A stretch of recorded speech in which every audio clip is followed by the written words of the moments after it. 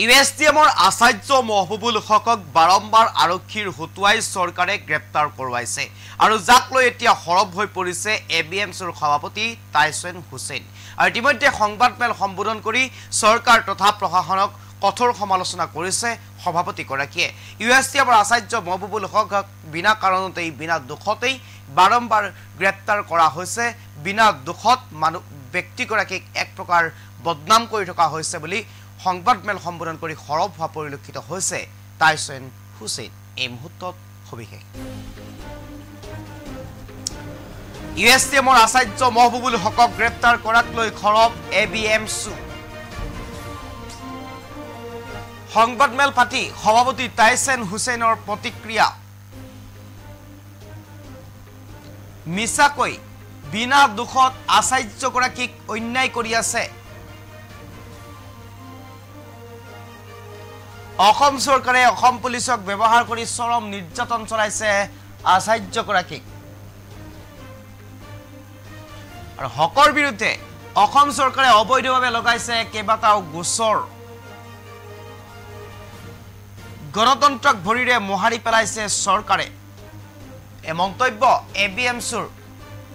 এবিএমচিৰ সভাপতি টাইছন হুছেইন ইতিমধ্যে হৰব হোৱা পৰিলক্ষিত হৈছে। এক প্ৰকাৰ ইউএছটিএমৰ আচাৰ্য মহবুবুল হকক বিনা কাৰণ বিনা দোষতেই এনেদৰে গ্ৰেপ্তাৰ কৰি থকাৰ কথা উল্লেখ কৰিছে। মিছাকৈ বদনাম দিয়া পৰিলক্ষিত হোৱা বুলিও ইতিমধ্যে অভিযোগ উত্থাপন কৰিছে এগৰাকী টাইছন হুছেইনে। সংবাদমেল সম্বোধন কৰি এক প্ৰকাৰ হৰব হোৱা পৰিলক্ষিত হৈছে চৰকাৰ কিংবা প্ৰশাসনৰ বিৰুদ্ধে। এই মুহূৰ্তত সংবাদমেল আছে টাইছন হুছেইনৰ, আমি শুনাব বিচাৰিছোঁ।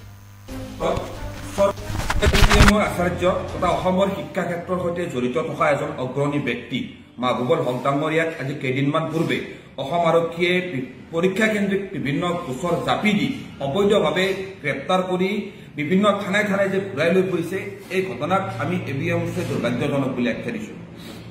এটা কথা সমগ্ৰ অসমৰ সৰ্বস্তৰৰ ৰাইজ এটা কথা পতিয়ন গৈছে যে ইউএছটিএমৰ আচাৰ্য মহবুবুল হক ডাঙৰীয়াৰ ওপৰত চৰকাৰে সম্পূৰ্ণভাৱে ক্ষমতাৰ অপপ্ৰয়োগ কৰি অসম আৰক্ষীক ব্যৱহাৰ কৰি অবৈধভাৱে বিভিন্ন গোচৰ জাপি দি দীৰ্ঘদিন জেলত বন্দী কৰি ৰাখিব বিচাৰিছে।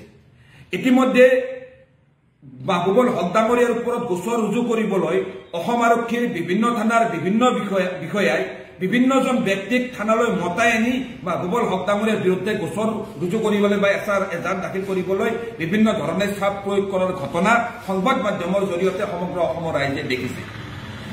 ডক্টৰ মহবুবুল হক ডাঙৰীয়াৰ ওপৰত চলি থকা এনেকুৱা ধৰণৰ চৰকাৰী নিপীড়ন অন্যায়ৰ বিৰুদ্ধে ইতিমধ্যে অসমৰ সৰ্বস্তৰৰ জনগণৰ মাজত এটা প্ৰতিক্ৰিয়া সৃষ্টি হৈছে। জনগণে ডক্টৰ মহবুবুল হক ডাঙৰীয়াৰ ওপৰত চলি থকা এই অন্যায় অত্যাচাৰ বন্ধ কৰিবলৈ দাবী উত্থাপন কৰিছে।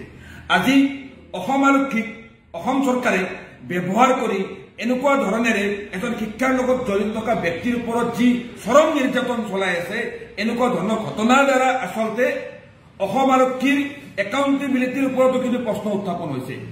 আৰু এনেকুৱা ধৰণৰ ঘটনা কেতিয়াও গণতন্ত্ৰৰ বাবে শুভ লক্ষণ নহয়। আজি সেইবাবে আমি এবিএমচিয়ে সংবাদ মাধ্যমৰ জৰিয়তে মহবুবুল হক ডাঙৰীয়াৰ ওপৰত ইউএছটিএমৰ অধ্যক্ষ মহবুবুল হক ডাঙৰীয়াৰ ওপৰত চলি থকা চৰকাৰী নিৰ্যাতন আমি বন্ধ কৰিবলৈ দাবী জনাইছোঁ। মহবুবুল হক ডাঙৰীয়াৰ ওপৰত যিসমূহ গোচৰ অবৈধভাৱে ৰুজু কৰা হৈছে, সেই গোচৰসমূহ সম্পূৰ্ণভাৱে অসম আৰক্ষীক প্ৰত্যাহাৰ কৰিবলৈ আমি দাবী জনাইছোঁ। আৰু এনেকুৱা ধৰণেৰে গণতন্ত্ৰক ভৰিৰে মোহাৰি এজন ব্যক্তিৰ ওপৰত ৰাজনৈতিকভাৱে আক্ৰোশমূলকভাৱে কোনো ধৰণৰ চৰকাৰী নিৰ্যাতন চলোৱা ঘটনাৰ পৰা অসম চৰকাৰ তথা অসম আৰক্ষীক আঁতৰি থাকিবলৈ আমি এবিএমচিয়ে দাবী উত্থাপন কৰিছোঁ। অসমৰ সৰ্বস্তৰৰ দল সংগঠন, সৰ্বস্তৰৰ বিদ্যত সমাজ, ছাত্ৰ ছাত্ৰী আটাইকে এইখিনি সময়ত ইউএছটিএমৰ আচাৰ্য মহবুবুল হক ডাঙৰীয়াৰ কাষত থিয় দি এইখন দেশত গণতন্ত্ৰ ৰক্ষা কৰিবলৈ অন্যায়ৰ বিৰুদ্ধে ন্যায় প্ৰতিষ্ঠা কৰাৰ সংগ্ৰামখনত একেলগে আগবাঢ়ি যাবলৈ এবিএমচি ইউএছটিএমৰ